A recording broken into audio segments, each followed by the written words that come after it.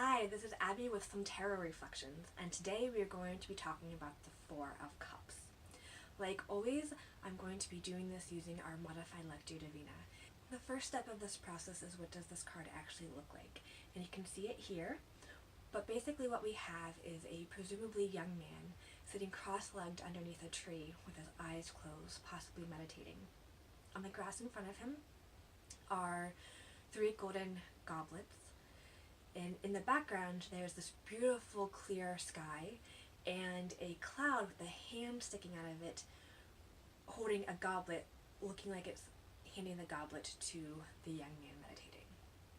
Moving on to step 2, the basic traditional meaning of this card is not paying attention to what's being offered to you.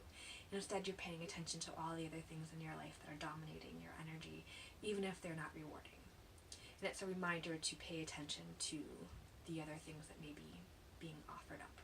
Step 3 is, what does this card remind me of? And while I'm not a Buddhist, I do know some basics of Buddhism, and one of the stories that I have often heard is that the Buddha found enlightenment while sitting underneath a Bodhi tree meditating. And this came after a long life of luxury and then a few years of asceticism while he was trying to understand why there was suffering in the world. And through a series of decisions, he ended up going and finding this Bodhi tree and sitting underneath it and being very intentional for a very long time, until one day he found the enlightenment of the answer of why is there suffering in that world. And the words I've heard that the Buddha understood suffering to be was greed and selfishness and stupidity, though I don't know if that's the best translation. That's the one I've run across in many places.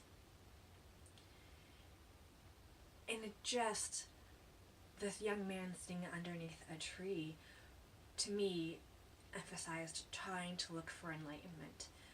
And he was focusing so hard on the 3 things in front of him that he was ignoring the enlightenment that was being offered to him via this cup.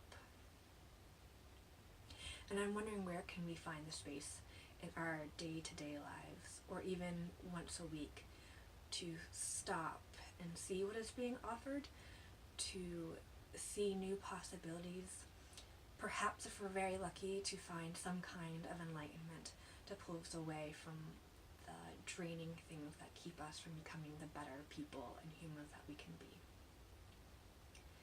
And taking all of that and walking right into step 4, which is, what does this card call me to do at this particular moment?